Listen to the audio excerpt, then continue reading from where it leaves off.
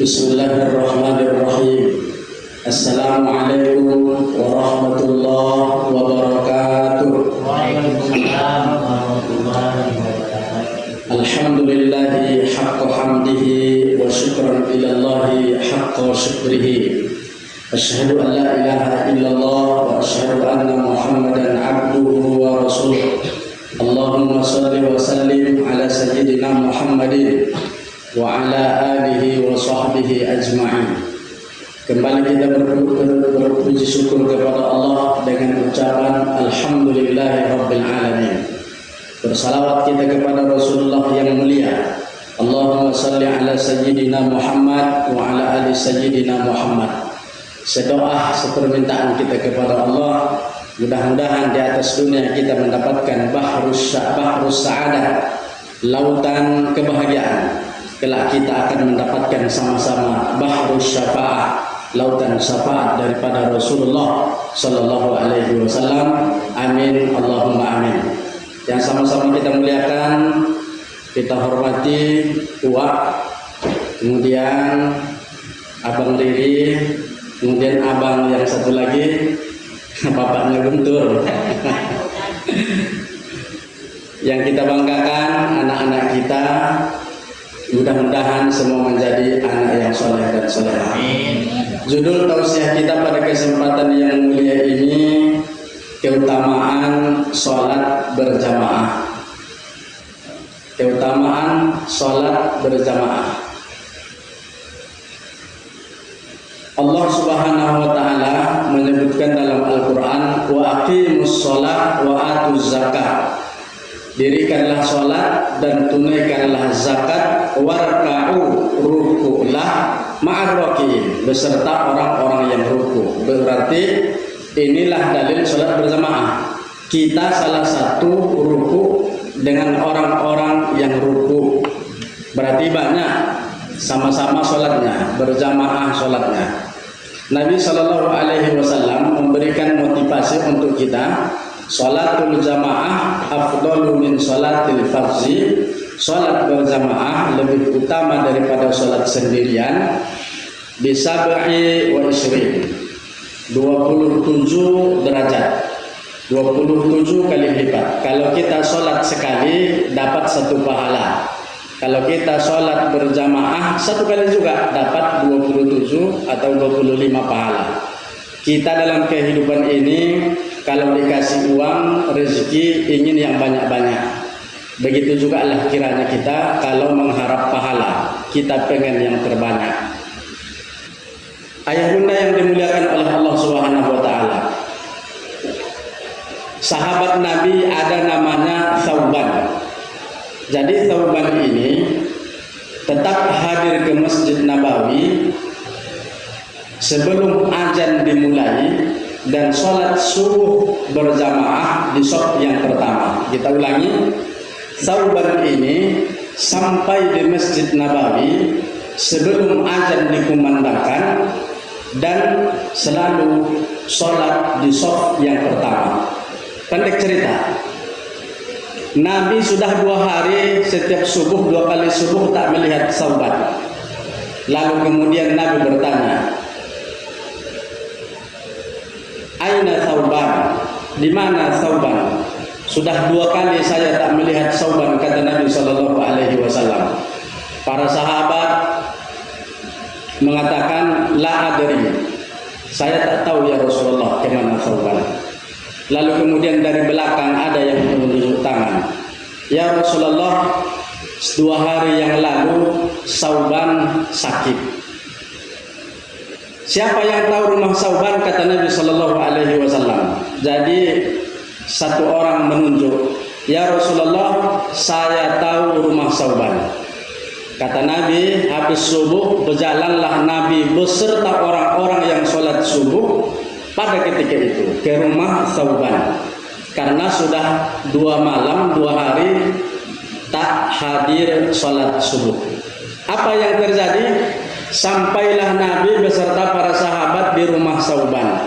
Ternyata jarak Masjid Nabawi ke rumah Thauban 3 jam berjalan kaki. 3 jam berjalan kaki. Berarti pulang balik 6 jam. Ini Nabi masih hidup. Nabi ta'ajub, merasa heran, sekaligus bangga dengan Thauban. Sudah 3 jam sampai ke rumah Thauban. Nabi mengetok pintunya, tok tok tok. Akan tetapi yang keluar bukan suara Thauban. Yang keluar adalah istri Thauban. Nabi bertanya, "Aina Thauban? Di mana Thauban?" Istrinya tak menjawab, hanya memberikan isyarat menangis keluar air matanya. Lalu kemudian dengan suara rintihan yang kecil, istrinya menjawab, "Thauban qad mata ya Rasulullah." Thauban sudah meninggal ya Rasulullah.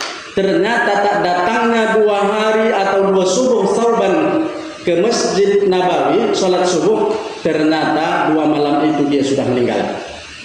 Wah, begitu hebatnya Thauban itu, berhentinya sholat subuh berjamaah di masjid bukan karena sakit, karena mati, meninggal. Jauhnya 3 jam berjalan kaki, pulang balik 6 jam. Alhamdulillah kita tak sampai pula 3 jam jarak masjid ke rumah kita. Tapi pertanyaannya, apakah kita sudah sampai di masjid kita sebelum azan dikumandangkan dan kita sholat di shaf yang pertama? Nabi SAW mendengarkan itu, Nabi pun baka Rasulullah SAW. Baka Rasulullah SAW. Nabi pun mencucurkan air mata. Begitu Nabi mengetahui 3 jam ke rumah Thauban. Lalu rasa-rasanya Nabi iba kepada istri Thauban. Lalu Nabi bertanya, apa yang dikatakan Thauban ketika hendak meninggalkan dunia ini? Kata istrinya, tidak ada yang dikatakan oleh Thauban ya Rasulullah. Lalu kemudian pesannya pun tak ada ya Rasulullah. Cuman saya heran, menjelang kematian beliau, tak lama diucapkannya kata-kata ini, beliau pun meninggal. Apa itu kata Nabi? Yang pertama ya Rasulullah, dia mengatakan, "Ya Allah, kenapa tidak yang lebih baru?" 1. Yang kedua, kenapa tidak semuanya? 2. Yang ketiga, kenapa tidak lebih jauh lagi? Ini yang menjadi pertanyaan ya Rasulullah. Apakah Thauban itu pernah, suamiku itu almarhum itu pernah melakukan kesalahan? Saya tidak tahu ya Rasulullah. Jadi tolong ya Rasulullah, terangkan apa maksud itu. Seketika itu Jibril turun, menerangkan kepada Rasulullah SAW.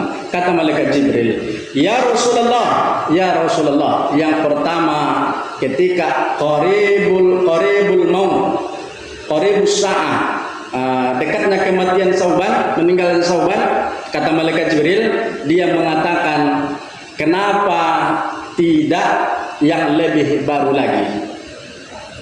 Karena Thauban ini berangkat sholat subuh, dia memakai 2 pakaian, jubah di dalam dengan jubah di luar.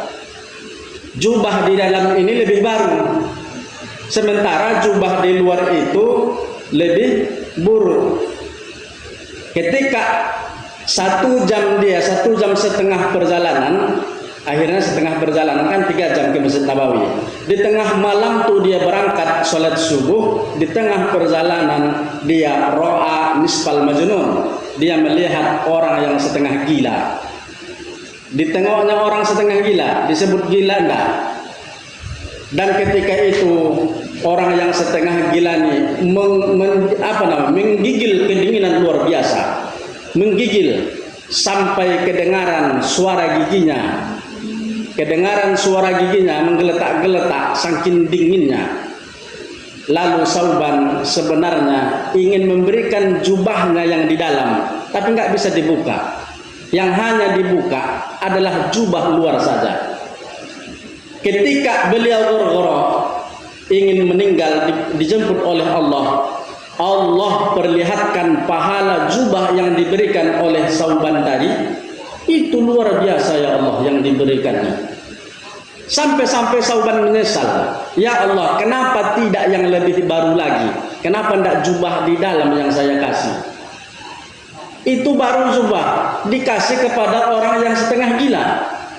Apalagi baju dikasih kepada orang yang waras, dipakainya sholat. Wah, luar biasa itu. Jadi ditunjukkan oleh Allah pahalanya. Sauban pun masih menyesal.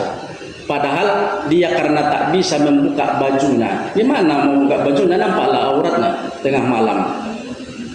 Diceritakan Jibril kepada Nabi menceritakan kepada istri Sauban dan para sahabatnya, menangis istri Sauban, dan dia pun sudah tenang hatinya. Dikiranya kenapa yang tidak lebih baru, dikiranya ada maksiat di tengah jalan, maksiat suaminya atau hutang suaminya dan lain sebagainya.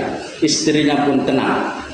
Lalu yang kedua, kata malaikat Jibril alaihi salam, ya Rasulullah, Sauban mengatakan yang kedua, kenapa tidak semuanya? 3 jam perjalanan ke Masjid Nabawi, di tengah jalan kedengaran tengah malam itu suara anak menangis meraung-raung tak mau tidur. Sauban dengar itu suara. Sauban dekati itu rumah. Sauban ketuk pintunya, assalamualaikum warahmatullahi wabarakatuh. Dijawab oleh orang tadi, suaminya ada, istrinya ada. Dibuka. Apa hal? Apa masalah? Kenapa anak kalian tak bisa tidur? Kata mereka, ya Rasulullah, hari ini kami tak dapat rezeki. Hari ini kami tidak ada yang makan ya Rasulullah. Gandum kami habis. Rumah kami tengoklah di padang pasir ini. Tetangga pun tak ada betul. Saya belum makan, istriku belum makan. Tapi kami tahan. Tapi ini kan bayi kami tak tahan ya Rasulullah. Anak kami ini umur 5 tahun. Karena jauhnya Sauban 6 jam berjalan kaki pulang balik, Sauban itu terus membawa roti. Kalau makanan orang Arab itu kan bukan nasi, roti gantung. Yang dibawanya ketika itu ada 6 keping besar-besar, jaga-jaga di jalan karena lapar. 6 jam itu berjalan. 5 dikasih Sauban kepada anak tadi, 1 untuk dirinya. Ketika dekatnya meninggal, ditunjukkan pahala roti yang 5 dikasih Sauban itu. Sauban pun masih menyesal. Kenapa tidak semuanya? Ternyata kalau kita mau meninggal, sedekah sebanyak apapun tetap merasa kekurangan. Yang terakhir, kata malaikat Jibril, ya Rasulullah, Sauban mengatakan sama dengan yang dibilang istrinya, kenapa tidak lebih jauh lagi? Ternyata dibukakan oleh malaikat Jibril arti daripada surah Yasin ayat 12-13 itu. Apa arti surah Yasin 12-13? Inna nahnu, sesungguhnya kami, nuhyil mauta, akan menghidupkan orang-orang yang meninggal nanti. Wa naktubu, dan kami sudah mencatat ma qaddamu, kemana saja tumit mereka melangkah. Tumit-tumit itu selama 6 jam sehari. Tumit-tumit tadi, setiap tumit itu imbangannya sebesar emas, berlian sebesar kuda. Dan itu akan didapatkan oleh Sauban langsung di surga tanpa hisab. Lalu kemudian Sauban mengatakan, kenapa tidak lebih jauh lagi ya Allah? Sauban mengatakan, kenapa tidak lebih jauh lagi 6 jam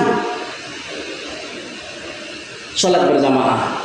Mudah-mudahan kisah yang singkat ini dapat menginspirasi kita semua masuk ke dalam qalbu, menusuk ke dalam hati yang paling dalam. Karena salat berjamaah ini ternyata inilah yang kita bawa nanti. Inna nahnu nuhyil mauta wa naktubu ma qaddamu wa atharahum. Kemana saja kaki kita melangkah, terutama ke masjid, segar catatannya. Bekas kaki kita pun dicatat oleh Allah Subhanahu wa taala.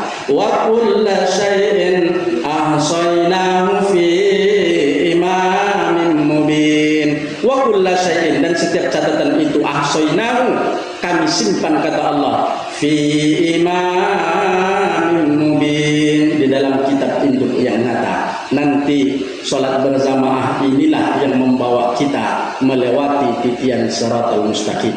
nanti kurban kita itulah yang menjadi kendaraan kita melewati titian sirat. Mudah-mudahan kita pun termotivasi, kita amalkan